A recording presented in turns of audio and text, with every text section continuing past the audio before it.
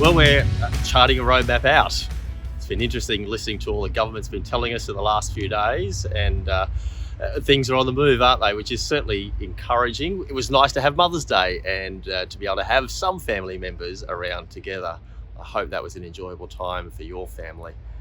Look, as a church, it's important for us as we think through what this looks like over the next weeks and months to come to be responsible. I think it's really important that we don't rush ahead, but to still be responsible and be responsible citizens and to love one another by doing the right thing.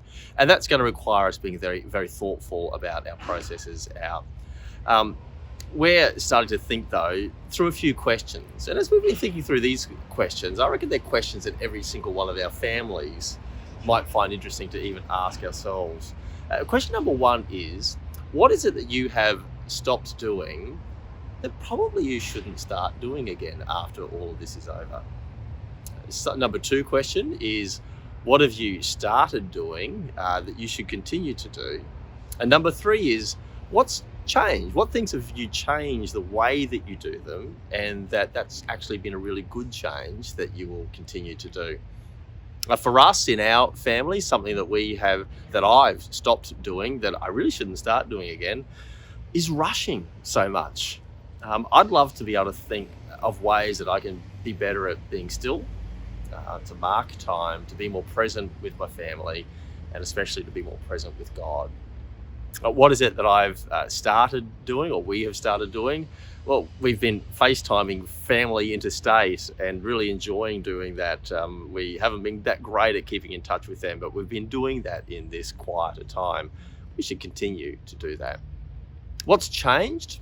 I think the way that we have done some of our family devotions. We've been more consistent with family devotions, and we've incorporated music. So doing music together as a family has been a really wonderful and really refreshing time for us together. So can I ask you to maybe, as part of this Facebook post, share your ideas? What is it that you have stopped that you're not going to restart? What have you started that you should continue to do? And what's changed up and you want to continue that change? As I said, as a church, we're having to consider all of this as well and consider it very carefully. Not a lot can change right now, though things are changing a little bit. We need to be led by our denomination. We want to be very careful that we're doing what our denomination and our government says that we should do.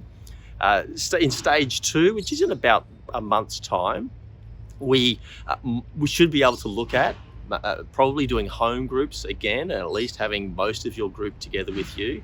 Certain meetings and prayer meetings hopefully can restart, and we can be a bit more face to face. There might be other things that we can begin to do as well. Maybe youth ministries can begin to open up in a slightly different way.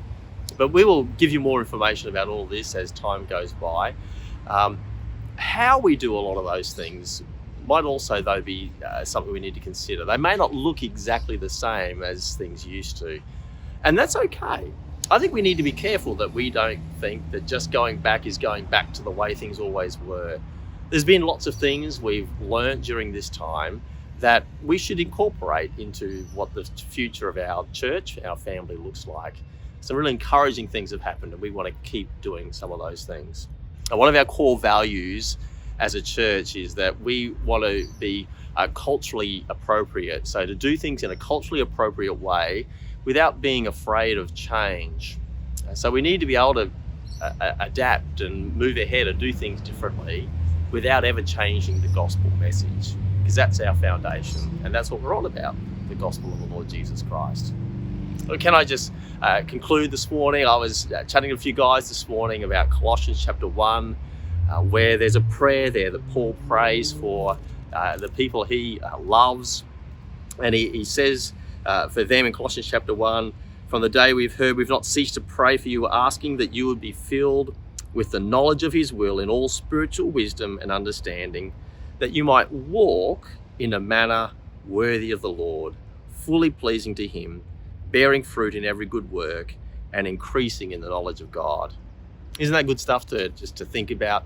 Whatever the circumstances are, how are we walking in a manner worthy of the Lord and bearing fruit for him?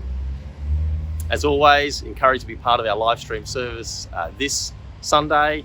please be there. Let us know you're there on Facebook and also through YouTube. Let us know you're there at 9 o'clock and also at 5:30. Hope you can join us then.